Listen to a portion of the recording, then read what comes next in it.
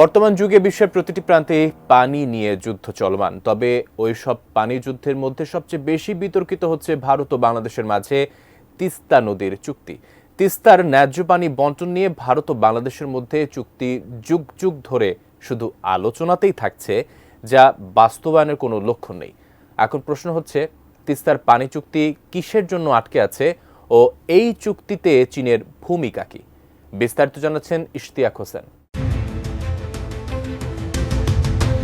তিস্তা শুধুমাত্র একটি নদী নয়, এটি বাংলাদেশ ও ভারতে বসবাসরত লক্ষ লক্ষ মানুষের প্রাণ।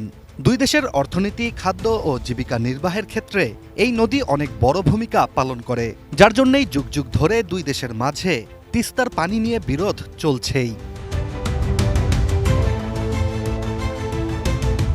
তিস্তা নদী নিয়ে ভারতের কাছে বাংলাদেশের একটি দাবি হচ্ছে পানির সুষম বন্টন। তবে এটি নিয়ে দুই দেশে অনেকবার আলোচনা হলেও বাস্তবায়িত হয়নি কিছুই, যার জন্য বাংলাদেশের তিস্তা পারে 17 ফেব্রুয়ারি থেকে জড়ো হতে শুরু করেছেন লাখো মানুষ, যাদের দাবি তিস্তার পানির ন্যায্য হিস্সা। তিস্তা পারে চলমান বিশাল এই কর্মসূচির ডাক দিয়েছে বাংলাদেশের রাজনৈতিক দল বিএনপি। তিস্তার পানি ইস্যুতে ভারত থেকে যথাযথ উত্তর না পাওয়ার কারণে বাংলাদেশ নিজ উদ্যোগে একটি মহাপ্রকল্পের পরিকল্পনা করেছে, যেটি তিস্তা মহাপ্রকল্প নামে পরিচিত, যার মাধ্যমে তিস্তার বাংলাদেশ অংশে দুইটি বড় বাঁধ নির্মাণ করে তিস্তা নিয়ে ভারতের আধিপত্য শেষ করার পরিকল্পনা বাংলাদেশের। কিন্তু তিস্তা মহাপরিকল্পনার কাজ এখনও আটকে আছে কেন, সেই প্রশ্নই ঘুরপাক খাচ্ছে জনমনে। কাঠ ও পিভিসি ম্যাটেরিয়ালের সংমিশ্রণে তৈরি আধুনিক আরএফএল উডিডোর, কাঠের চেয়েও কঠোর। আন্তর্জাতিক সংবাদ মাধ্যম আল জাজিরার বিশেষ আয়োজন ইনসাইড স্টোরিতে উঠে এসছে তিস্তার মহাপ্রকল্প কেন বাস্তবায়িত হচ্ছে না। বিশেষজ্ঞদের মতে তিস্তা মহাপ্রকল্পের কাজ এতদিনেও এগোতে পারেনি একমাত্র ভারতের কারণে। এই মহাপ্রকল্প এতদিন আলোর মুখ দেখেনি কারণ কূটনৈতিকভাবে বাংলাদেশের সাবেক প্রধানমন্ত্রী শেখ হাসিনার সাথে নয়াদিল্লির ঘনিষ্ঠতা। অন্যদিকে এই প্রকল্প বাস্তবায়নে চীনের আগ্রহ থাকাও বড় একটি ইস্যু, কেননা ভারত কখনোই চায়নি তাদের সীমান্তের কাছে চীনের বিন্দুমাত্র অস্তিত্ব থাকুক। আর বাংলাদেশের তিস্তা মহাপ্রকল্প বাস্তবায়নের মাধ্যমে চীন ভারতের সীমান্তে নিজেদের উপস্থিতি নিশ্চিত করতে সক্ষম হতো। মূলত চীনকে হুমকির চোখে দেখে বলেই তিস্তা মহাপ্রকল্পের কাজ চীনের কাছে দেওয়ার ক্ষেত্রে ভেটো দিতে থাকে ভারত।